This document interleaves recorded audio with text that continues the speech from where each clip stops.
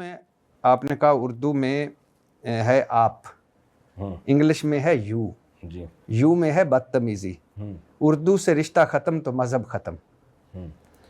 مطلب سندھی، بلوچی اور سینکڑوں زبانوں والے جو ہے نا ان کو مذہب سے رشتہ رکھنا ہے تو اردو کی طرف آئیں. غلط. یہ انگلش بولنے والوں کو اردو کی ترغیب دی جا رہی ہے، سندھی بولنے والوں کو سندھی چھوڑنے کی ترغیب نہیں دی جا رہی.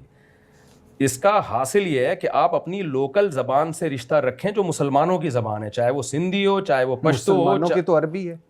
تو عربی اب سیکھ نہیں سکتے نا. کیوں نہیں؟ آپ ترغیب دیں کہ سیکھیں.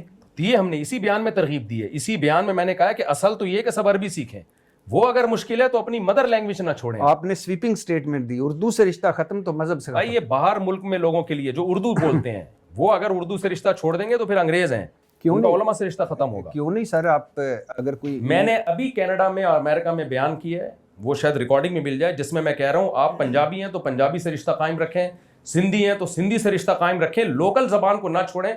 کیونکہ انگلش تو آپ سیکھ ہی جاؤ گے، لیکن اپنی ماں باپ کی زبان آپ نے چھوڑ دی تو کلچر اور مذہب سے آپ کا رشتہ ختم ہو جائے گا.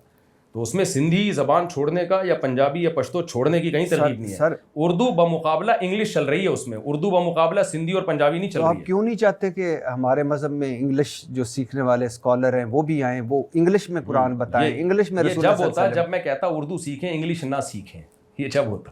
میں ان سے کہہ رہا ہوں انگلش بھی سیکھیں لیکن اپنی مادری لینگویج سے رشتہ نہ چھوڑیں. وہ ایک ہے نا روکو مت جانے دو، ایک ہے روکو مت جانے دو. آپ نے میرے ساتھ یہ کیا، یہ اسی طرح آپ اس مذہب میں اس طرح کر رہے ہیں. اچھا آگے سر آپ نے فرمایا ایک مرتبہ کہ حکومت ہو، فوج ہو، اس سے رجوع تو نہیں کیا، یا کوئی اور ہو، کوئی ناجائز حملہ کرے تو اپنے دفاع میں لڑنا سب کا حق ہے، اس سے بغاوت کو شے نہیں ملتی. بالکل 100%. اگر کوئی فوجی آپ کو ناحق آ کے مارتا ہے تو آپ دفاع کریں، لڑیں اس سے.